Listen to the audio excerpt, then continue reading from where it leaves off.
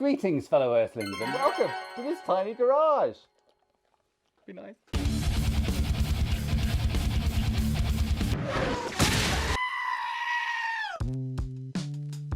Welcome back, everybody, and a big hello to our newest member, Glenn Mans. Hello, Glenn. And so last week we finished putting all the bits and bobs on the engine, and so this week we have to put the transmission on and the engine in, and that's one of those things that I think sounds easier to say than to do. So we should probably get on with it. The fabled dual mass flywheel. We talked about this in episode 10. We even weighed it. But today, all we're going to do is put those new bolts in it. There is a locator pin to help you rotate it to the correct position. And then we're going to tighten up those bolts using our $12 Volkswagen flywheel locking tool. They need to go to 25 Newton meters and then an additional 90 degrees. And we're tightening them up in like a star pattern and marking them up with the white Sharpie when we're done. Now you can see here, that's how much movement a brand new one has, FYI. And here's the old one, which apart from looking like it spent time on the moon, it's technically within spec as far as the deflection is concerned, but obviously it looks terrible and is not to be used again. Finishing up with some brake cleaner on that surface. It is very much like a brake disc, so just trying to keep it all nice and clean from grease. Next is the clutch disc itself. Here is the old one and the new one. Hopefully you can tell that the old one is on the right. There's the new one there. It's supposed to go on in that orientation. So measuring the new one here, we're getting like 9 millimeters out of it. 8.8, 9-ish. And then if you measure the old one, that one is 8-ish, 8.2-ish. So it used about a millimeter of material. I don't know what that means, but there was still some life left in it. Just for your own reference, that's what they look like. Okay, that is the centering mandrel. I had bought one, but it came in the Saks kit from Rock Auto, just so you know. This is the clutch grease that came with it. Tiny little sachet of it. Then we use that centering mandrel to center the clutch. And then we're going to put the clutch pressure plate on over that. Here's the new one. Very pretty looking. And these are the springs that actually press that clutch into the dual mass flywheel and make it rotate with the engine. I'm cleaning that one with the brake cleaner as well. There's the old one there. The rust I'm sure would come off again, but yeah, definitely got plenty of use. This pressure plate also needs new bolts, and then we're attaching them in a star pattern, and you can feel the spring taking up tension as you work your way around the pattern, and it tightens up onto the dual mass flywheel. The clutch pressure plate bolt should be tightened to 23 Newton meters. And again, I'm marking these with the white Sharpie on the fastener itself and what it fastens to, so that whoever may be in here in the future can see if any of them moved. I hope not. Finishing up with a little cleanup of that. Not that anyone will ever see it, but might as well while we're here. Hold on, what's the dog doing? Oh yeah, subscribe now. Delta says thank you.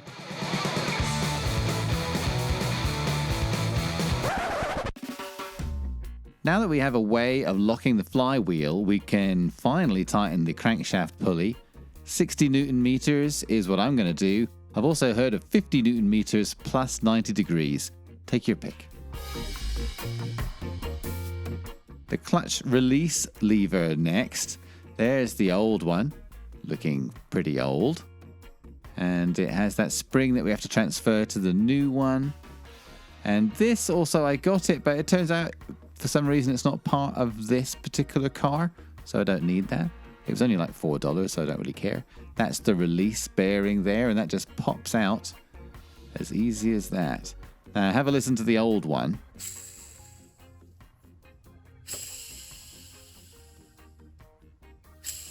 All right, so it turns out you're not really supposed to hear anything. Here's the new one.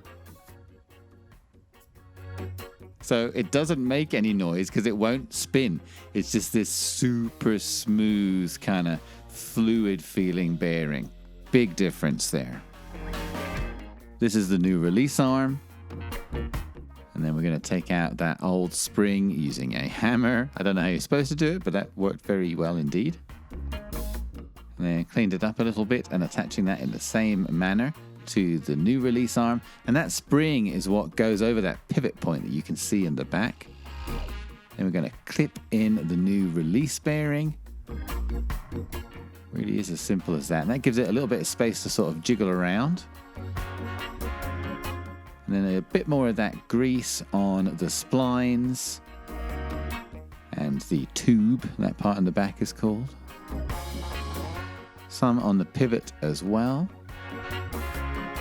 Then we put that clutch release lever in place like that. And then clip it onto the pivot, and that's it. Next then, we have to join the transmission to the engine. Can't be that difficult, right? I put those bolts in there to help me line up. I have been told you shouldn't try to use them to pull them towards each other. In general, the advice I have been given is get it lined up. If you get it lined up, it will go in. Sounds easy. So here we go, I'm jiggling,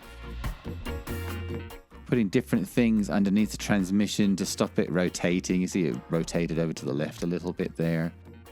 More jiggling, adjusting heights. And that didn't work, so I moved it over here so that I could have something to push against. And then it just goes bonk, bonk. It's like trying to make babies with a frigid bomb shelter. I mean, isn't there a hole? Fährst du wirklich einen Porsche? Ja. Finally, combine your thrusting action with a little bit of the rough stuff, and that seemed to make Helga happy. Next, the various bolts. As we mentioned in episode 10, they're all kind of different.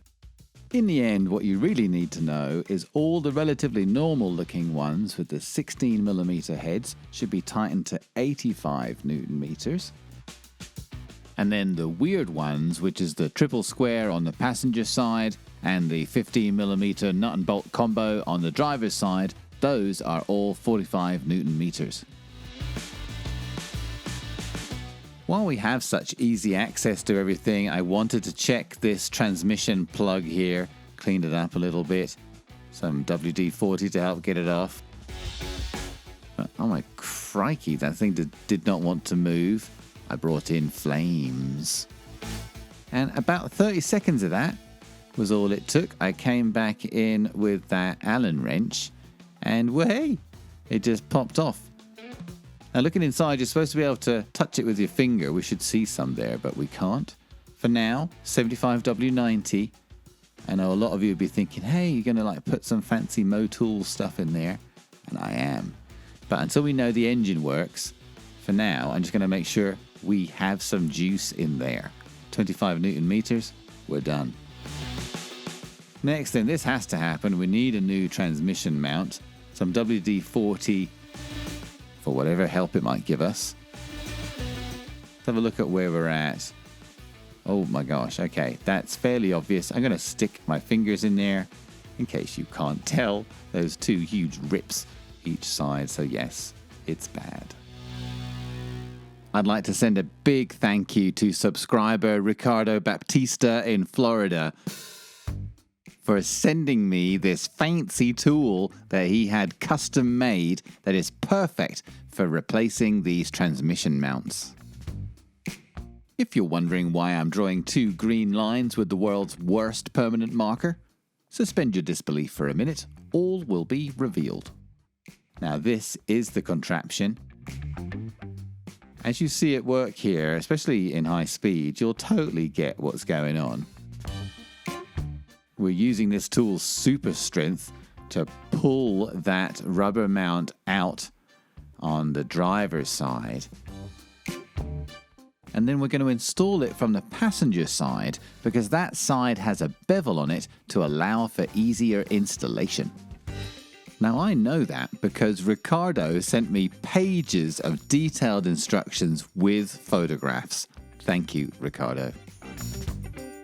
All right, now that we have that out, we should be able to open up our little gift box here and find our completely useless transmission mount. There it is, for what it's worth, ready for the trash. Success. Fine then, so we have a new transmission mount to go on. I cleaned up that area in the usual way. Now we're going to heat that up about 3 minutes or so. It's a pretty cool day here in California. Now this mount has been in the freezer all day. Any of you who watched episode 24 will be well versed on why metal expands when it heats up and contracts when it gets cold. We're going to exploit that for our benefit today to make it a little easier to get this new rubber mount into place. Now we're lining up those two lines that we made at the very beginning, and that's going to make this new rubber mount be in exactly the same orientation as the old one, hopefully. We keep working our way through there. You can see as I keep adding spacers to pull it through more and more. And then once we get to a certain point, I'm going to swap that number 2 over to the other side. And then that's the end. It's pretty even both sides. Success. Now let's test out our new transmission mount. No rips. I'll take it.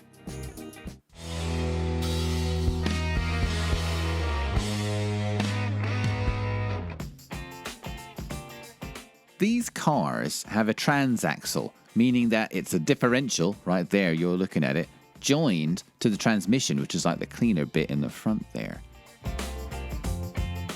I want to at least add some differential fluid, see if there is any.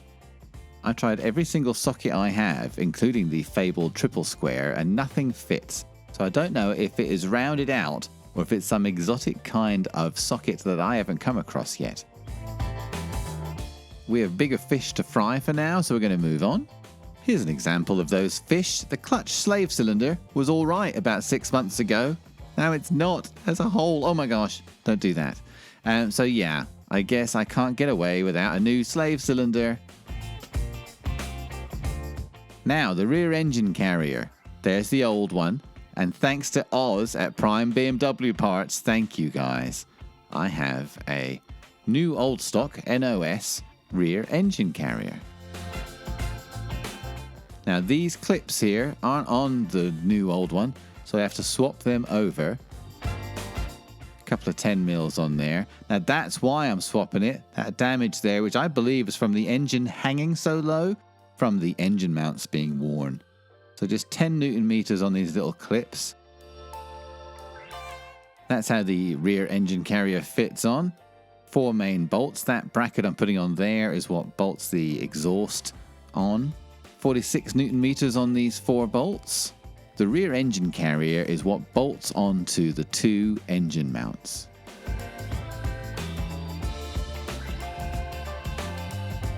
Your engine is a ridiculously huge gasoline-powered vacuum cleaner with enough force to suck your face off. We are all pretty familiar with the concept of taking power off the crankshaft with a belt and using that power to run a power steering pump or an alternator.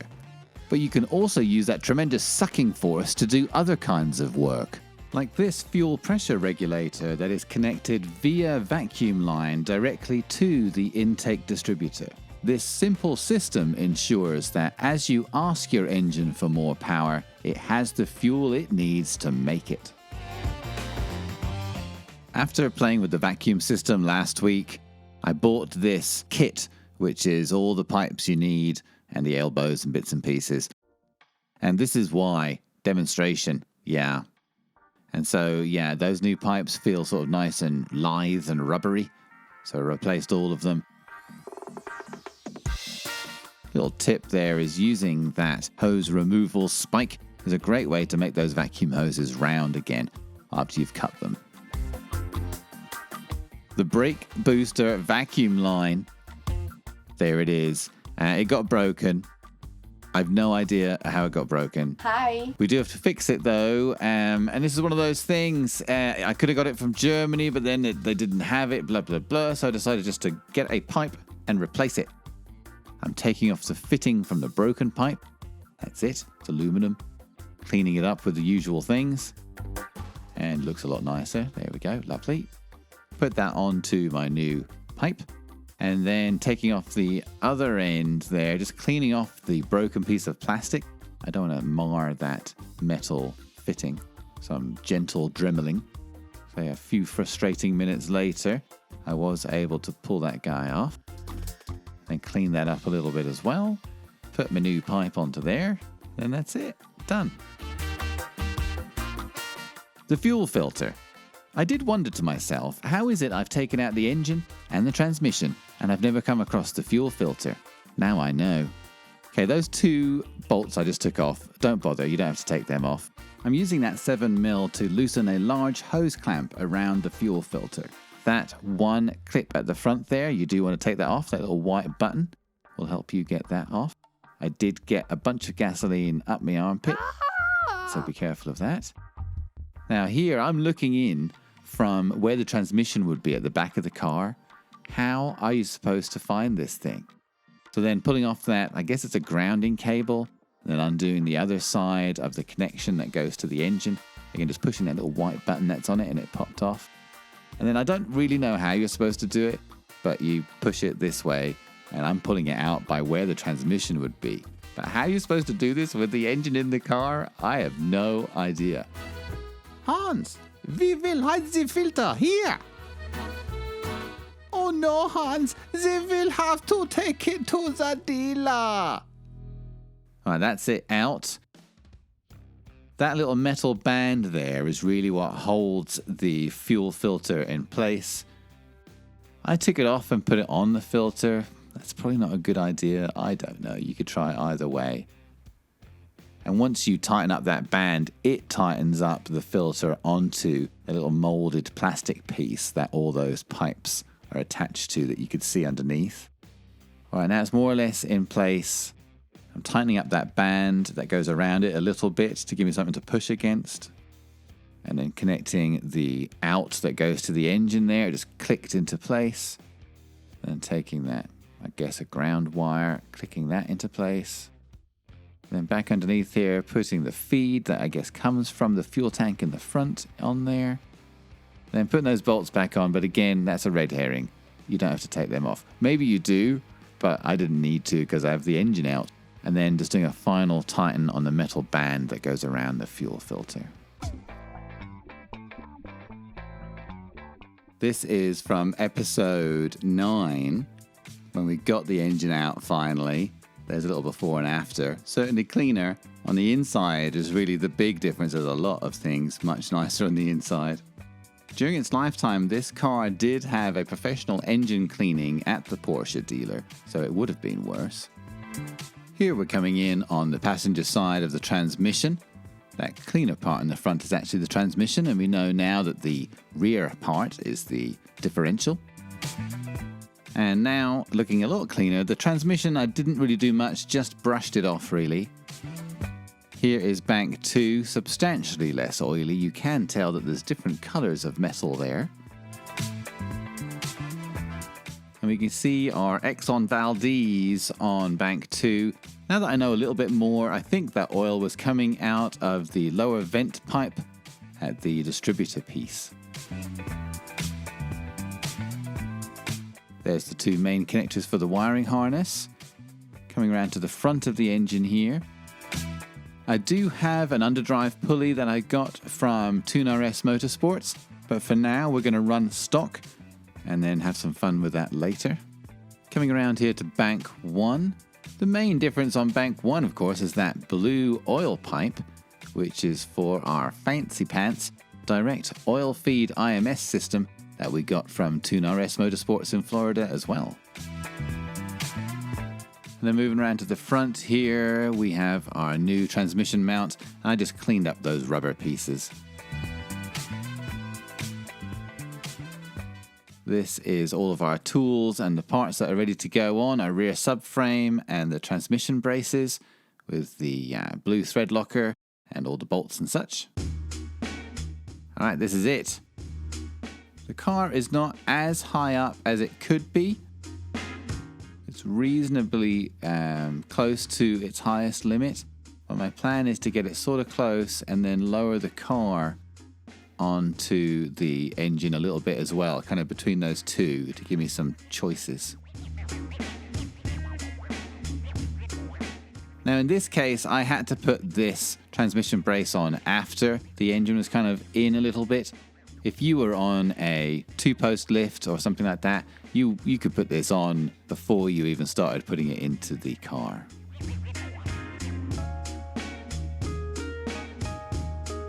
I found this technique pretty handy, using my foot and my garage slippers to get these lined up. This is one of the bolts on the transmission brace. Just kind of getting it lined up and then putting it up into position. These are the 15mm bolts that go onto the brace of the transmission, and then there's 4 more of those 15mm bolts on the support brace in the front. Now, do you see that problem that we're trying to avoid right now? We're going to ignore it right now and move on to the power steering lines. So we need some space. We can't have the engine all the way in and connect these. Not with my huge meat hooks. The other thing too is these couplings are supposed to be tightened to at least 30 Newton meters. But I can't get a torque wrench in there or any of that, crow's foot or not. So what I'm doing is connecting them as tight as I possibly can, which is probably 30 Newton meters. Alright, this is still a problem. Again, procrastination at its finest. We're going to move on to the heater core hoses. There's those guys connected. Alright, what I'm going to do here is take out the engine mounts and then see if we can close up that angle and then put the engine mounts back in. Seemed to be like it was going to work. But then look, they're off to one side. Now, after I contemplated setting fire to the car and leaving the country, I did actually crawl around underneath and find this. So a quick little bit of screwdriver action later and it was free. And yay! There we go, finally. So these are 19mm on either side of the car, tightened to 85 Newton meters, and ta-da! A flying engine. The final piece of the bolting puzzle is the rear subframe. Those circles and the part number were on the back, so I'm going to put it on that way. Now some violence to get it into place, and we just have these 4 bolts on there. The nut you can see is an 18mm, and the head of the bolt on the other side is a 16mm. I couldn't find a torque rating for the rear subframe, so I tightened these bolts to 65 Newton meters, like the ones on the transmission. So that's it, the engine is bolted in, though it's not quite ready to start just yet, and we haven't connected any of the electrical stuff, we haven't put any engine oil in there, and so that is all ahead of us. But unfortunately that is all we have time for this week. Thank you very much for watching. Till next time.